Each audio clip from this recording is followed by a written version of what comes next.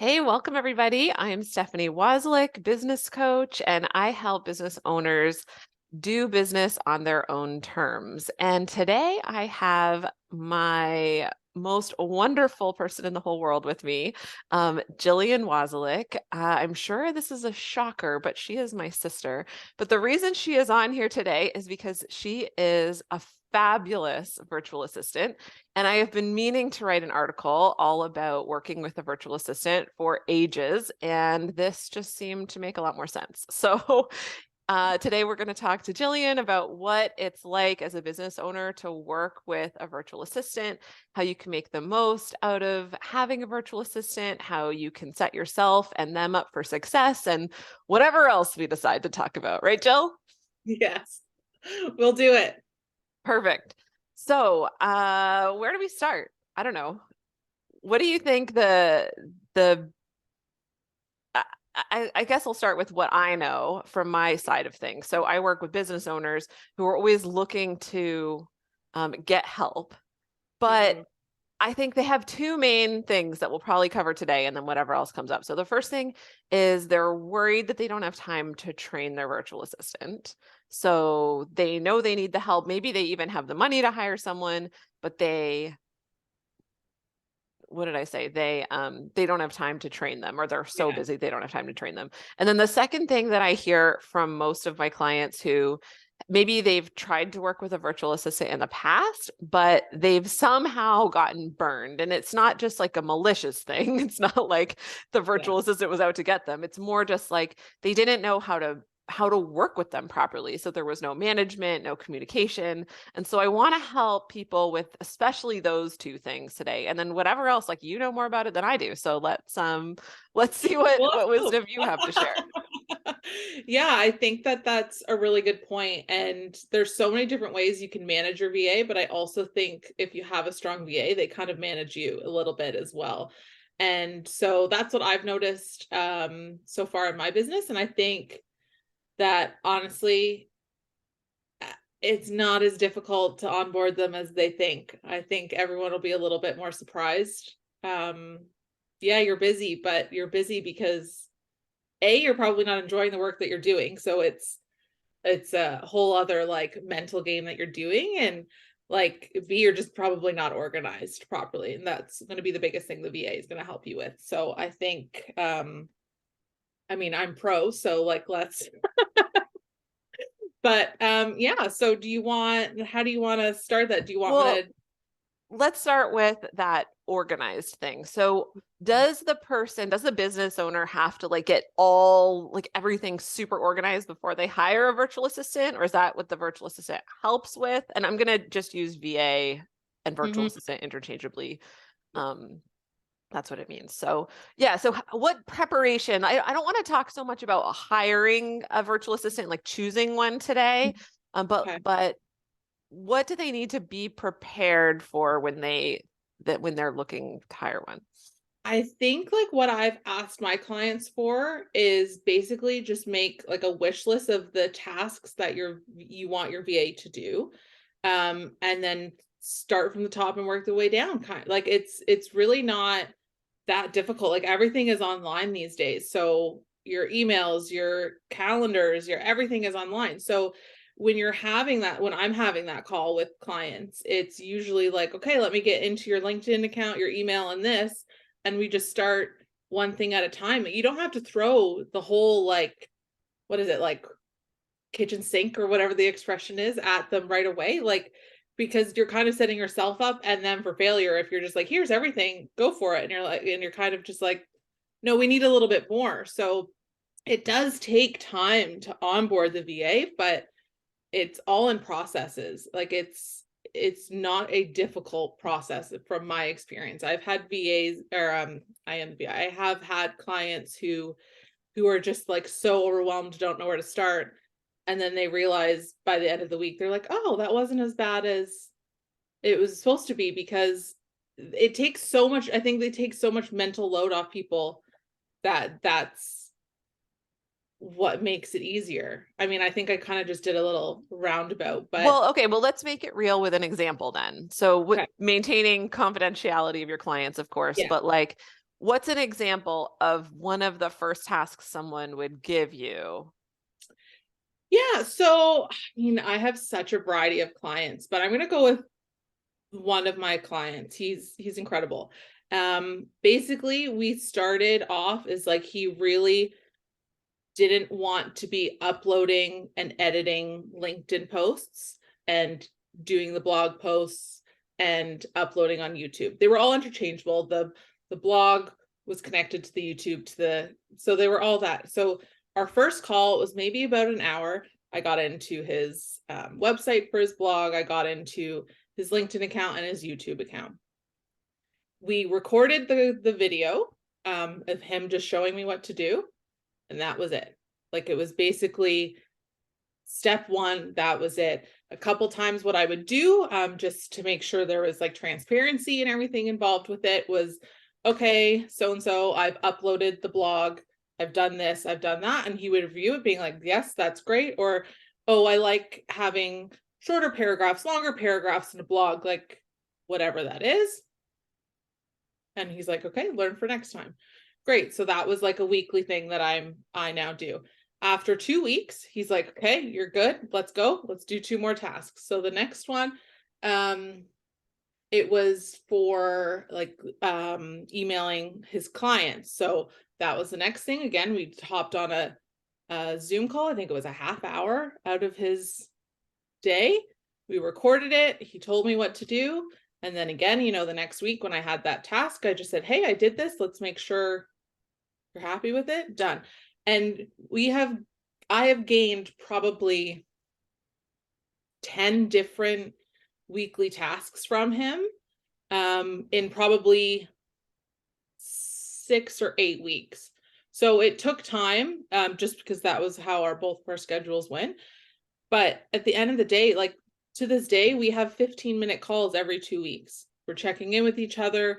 We're making sure we're happy with everything's going. We're checking in on making sure how many hours I'm doing he's okay with, and vice versa. If there's an additional task, because they always come up, Yeah. that he wants done. And it's seamless. Like everything's perfect. He's easy to contact on an email, and vice versa. Like it's just like the perfect pairing, because he gave me that 30 minutes out of his day, which is all he needed for recording Zoom video, and I just took it away. So that is, I think, how it should go. And I don't think you should be completely, okay, here's your done, and then let loose and just kind of no check in. But I also don't think you should be having calls, a couple calls a week, like checking in on things. Like there needs to be more of a balance in tasks like that. So that's one of my examples of how the Yeah, that's onboarding went. great. And I think that was, for some of my clients, was incredible. Okay, so a bunch of things I want to unpack from that. So, Can I add one more thing? yes, okay. It's one of the clients that I do not use a project management system with. There's no project management system, which I think is very interesting. It's just kind of, here are your tasks this week, done. Like there's no additional communication throughout the weeks, if you know what I mean. Ah, okay. All right. I definitely want to talk about that more too. Yeah, well, I So, knew you would. yeah, because that's really interesting. Okay, Yeah. so that really lines up with how I usually coach people to Okay. onboard their virtual assistant is by like record it, like show them how to do it, record it. A step I usually encourage is to task the virtual assistant with writing down the process. Oh, we have a folder You for did that. that. Okay. Because I think it's Yeah. so great. So for Yeah. one, like worst case Is scenario, he that one of your clients? Like what happened? not that I know of, I don't know who you're talking about. um, That's so funny. but no, but I encourage them to have the virtual assistant write it down Mhm. in whatever way that is, whether it's just a Word doc or whether it's in a project management system like Asana. Write down the steps. For one, that makes sure they understood what the steps were. And for two, it gives them a checklist to follow every time they do that task. And for three, if that VA and the business owner part ways for whatever reason, then the checklist is there. It's built. Yeah. And the last thing I love about it, there's probably way more I love about it because I love all checklists, but Yeah. is anytime you want to make a change, right? You can just go back to that checklist, add the step or change the step or modify it in whatever way.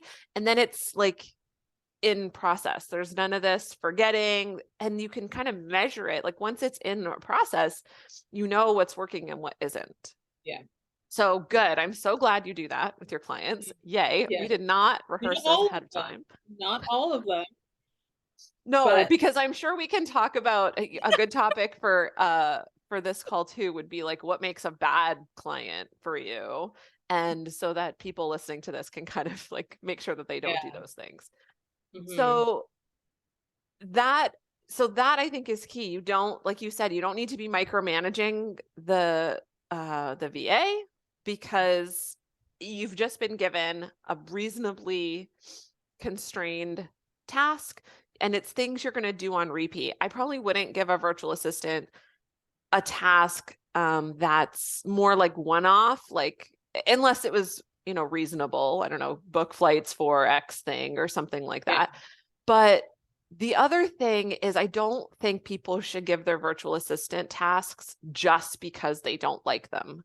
I think they need to work through the task and have a process for it and know what they want from that task before they try and outsource it.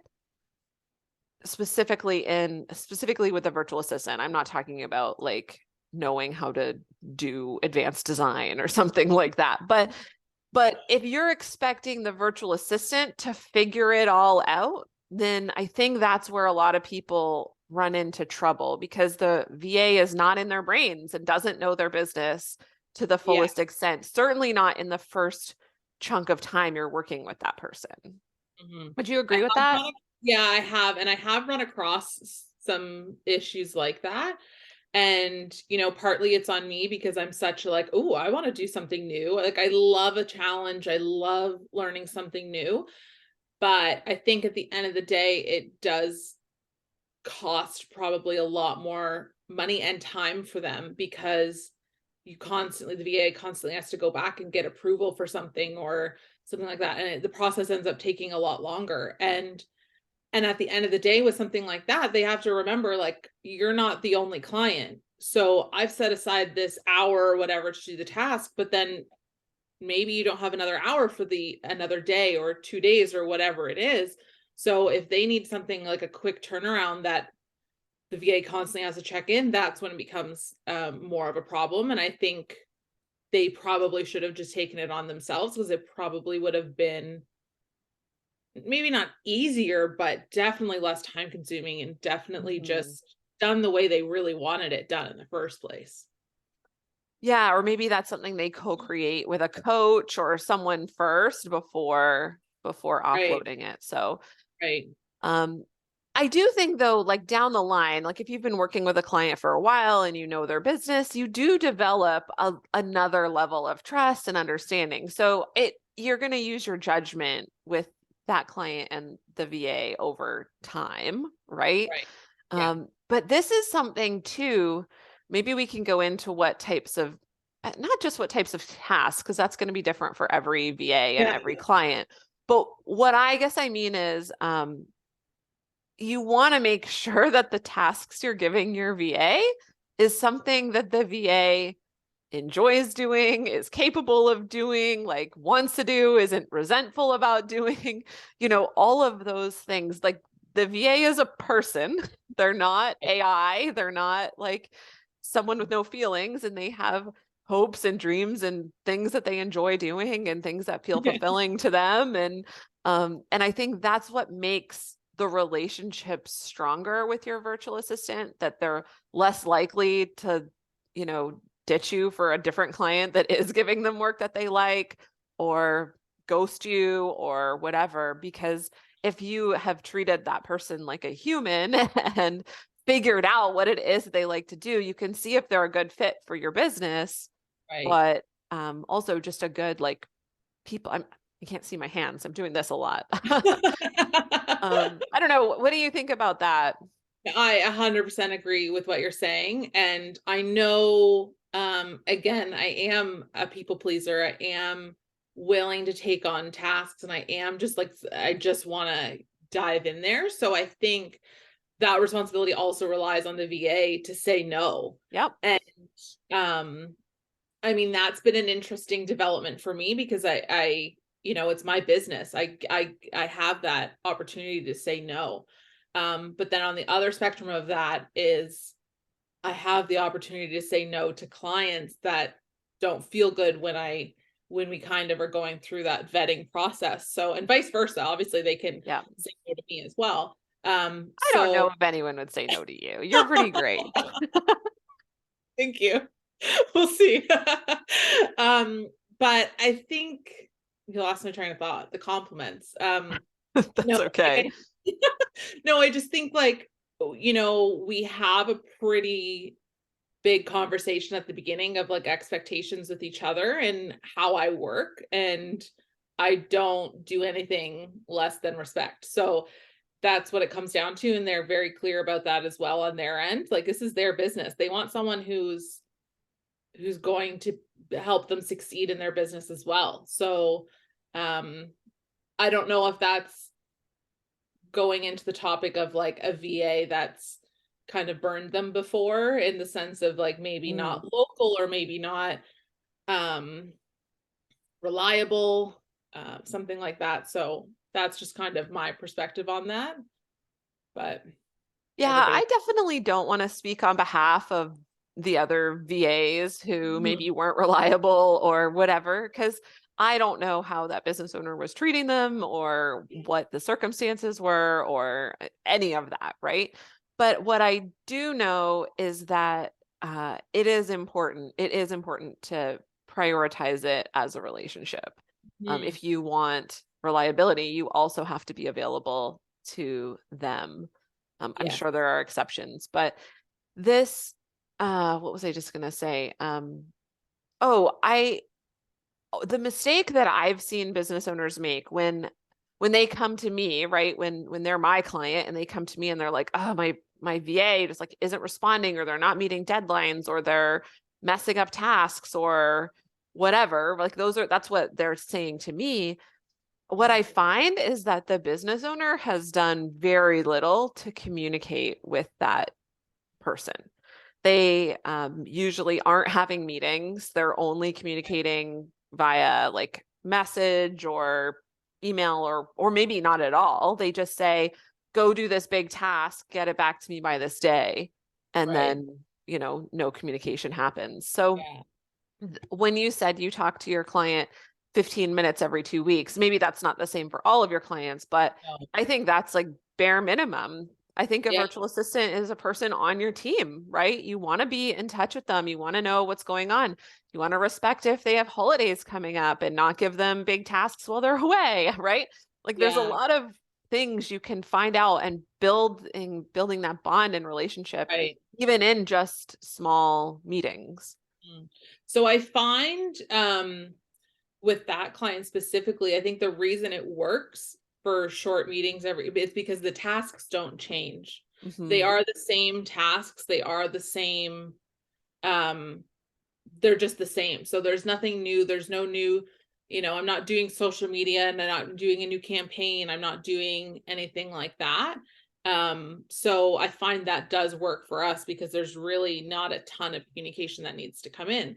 Whereas I have other clients, I have at least I usually talk to them for an hour, hour and a half every week because the tasks are changing. Hmm. Um and you know that from the beginning of when you're um hiring me, like I knew that as well. So I also have clients who use a project management system so well and so detailed and Voxer, and we barely need to actually have any conversations, and it works really well.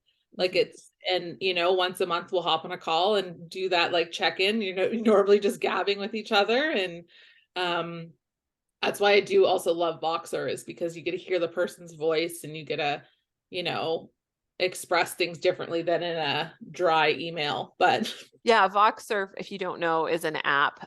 It's like a Oh, walkie-talkie, so you can send a voice message. They can send voice messages back. Most things do that now. Like you can do that in Facebook Messenger. You can do that in WhatsApp. You can do it in Slack. Well, it should work in Slack. It broke for me last week, but um, anyways, so technology. I personally though, like I don't like to use communication platforms that I use for personal use.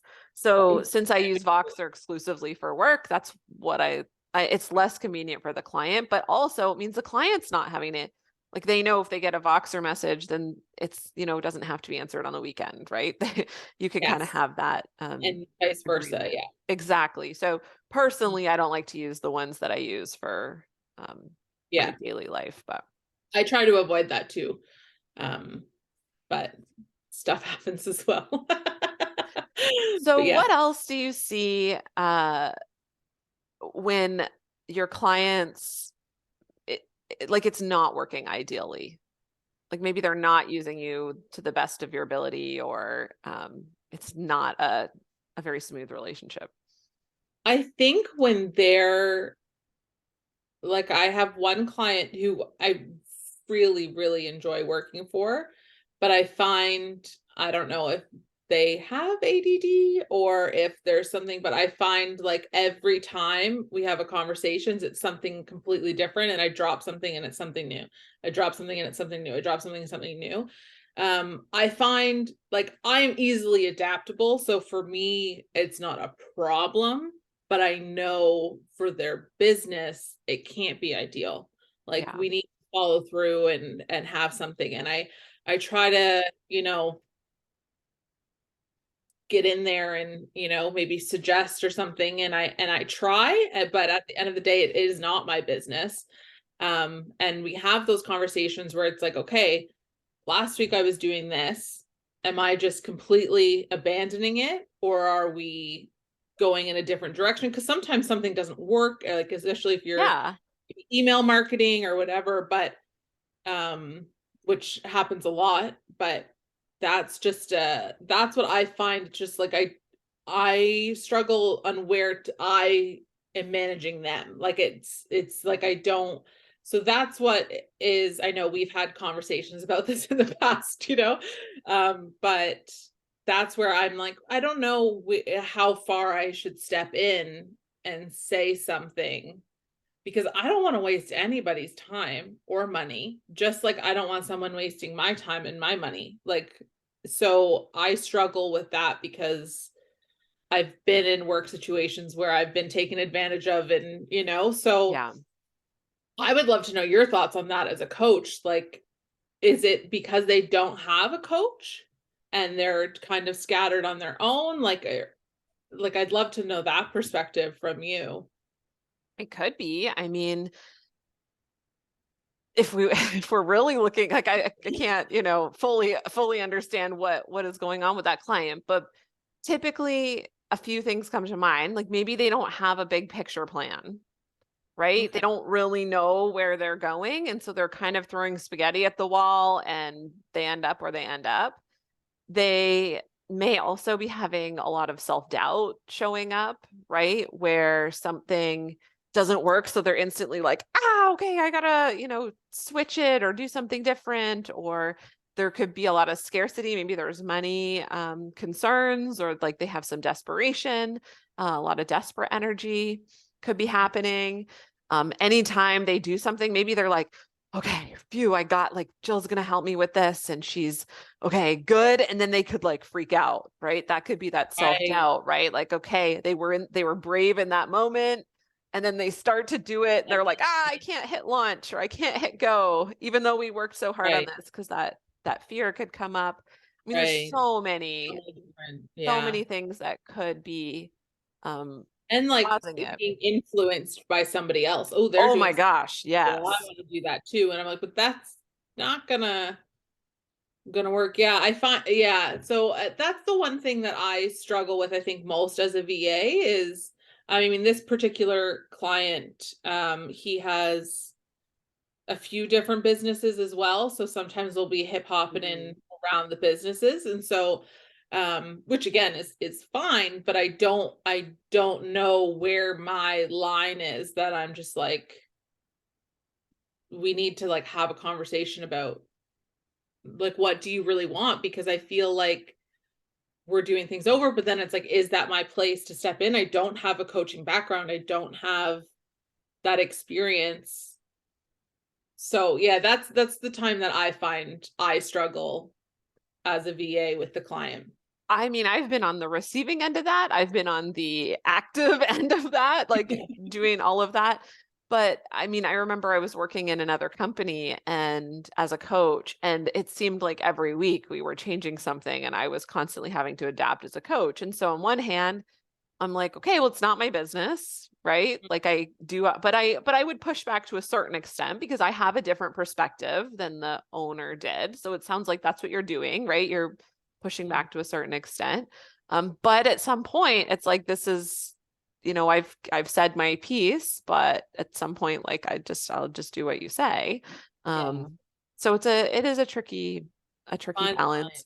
Yeah. But definitely working, like if they're working with a coach, that could help, I would think. Like, especially if the coach is helping them with that big picture strategy and then coming up with that plan and making sure they're monitoring any like self-doubt or fears or shiny Mhm. object syndrome and all of that stuff that's coming Right. up. I mean, as a coach, I'm clearly biased to that answer. But it sounds like if someone's doing that, they're throwing a ton of money out the window. They could just maybe spend it a little smarter. Yeah. Yeah. So, That's fair. but this is also why we don't have the same clients Yeah. because for confidentiality reasons, it's important that like we're not It's like a true. weird a weird Yeah. foursome. So, Oh my gosh. You're is already there my a, so I don't need you bossing me around at work yeah, too. is there anything else you notice that you kind of want to tell business owners to get the most out of working with a VA? Oh boy. I think like it's not as scary as you think. Like I Hmm. think you just do need to make the plunge. B, I think like you really just need to have, I think, a connection with that person. Um, and because they're gonna take hopefully the heart and soul of your business into their work as well. And to get the most out of them, like really just treat them well. Like that's gonna be the number one thing.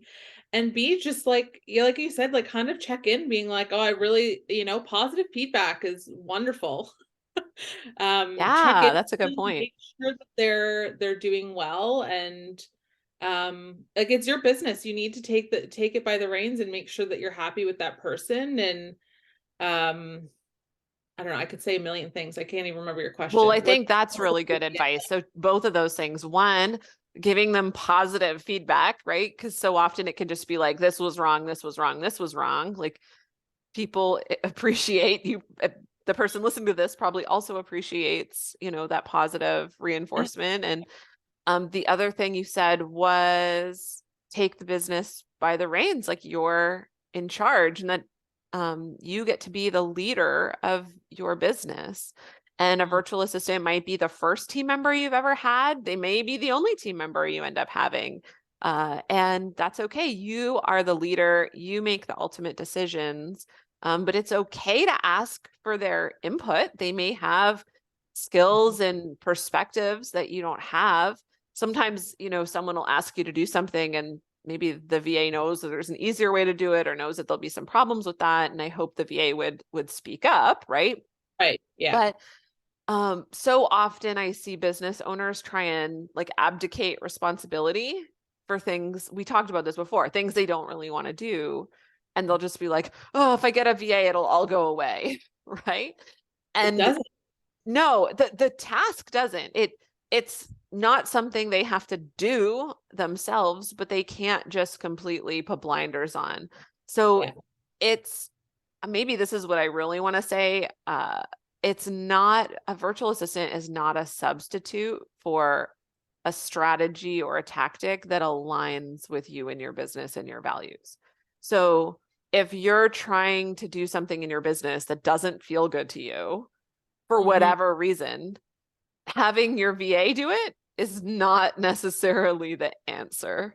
Yeah, It could be like, I understand maybe you don't enjoy writing, and so, having someone else help you right, with writing. Okay, I get that. But if the strategy you're doing doesn't feel good to you or right. doesn't align with your business values or whatever reason, just because someone told you you should do it, doesn't mean that giving it to a VA is the right is the right answer. Does that make any sense? Am Yeah, I because it's still in your gut. That gut feeling doesn't go away. You know it's still getting done. Like if there's something yeah. in your business that you don't like, oh, I really don't love, maybe you're pitching to a client in a way that you don't want to, or maybe you're posting on social media that, really doesn't feel authentic. Like at the end of the day, you're still going to bed thinking about it. I mean, maybe they're not because they're not anxious, but like, I mean, I would, but like, you're still thinking about it. It doesn't go away. Like, Yeah. you'd still be like, "Oh, it's still there, but okay, I didn't post it, so that's fine." Like, Yeah. yeah, I find that's a funny, a thing difference between Canadian clients and American clients that I notice is, like, different levels of anyways, that's a fun little thing, Yeah, but different comfort level with different comfort levels 100%. actions. Yeah. Americans are much more confident in their pitching abilities. From my experience, I mean, I don't have like 100 clients, but the Canadians are a little bit more shy. They're like, "Ooh, is that like a little too aggressive?" And like Hmm. I love it because I'm like, "Oh yeah, like what is that?" Like, Yeah, that's so interesting. it, Um, yeah, in case you didn't know, we're in Canada. oh yeah, I may or may not know. I don't know. Most people watching this are probably American, so it's funny. interesting. Well, Yeah, I think that was it on my very short list of things that I knew we would yeah. expand into a wonderful conversation. If you are watching this and you have any additional questions, let us know. I'm happy to answer them either in a blog post or we'll do a follow-up video, because I think this is a juicy topic and a place where I see a lot of business owners get stuck. So I'm really glad we could have this conversation. Yeah, Do you I want to agree. share anything about your business in particular? I mean, I'm not one to pitch myself, but if you need a VA, you're more than welcome to contact me. Perfect. I'll put There you go. Jillian's contact information below beside wherever this gets posted. It'll be in the vicinity somewhere. If not, just send me a message and I'll connect you too. So fantastic. All right. Well, thank you for taking your time. I really, really appreciate it. Gosh, no problem. It's just another way I get to see your face. And if you want more videos like this or articles like this, helping business owners do business on their own terms. I publish something almost weekly. You can go to stephaniewasylyk.com/permission and sign up for my weekly permission slips there. See you next time.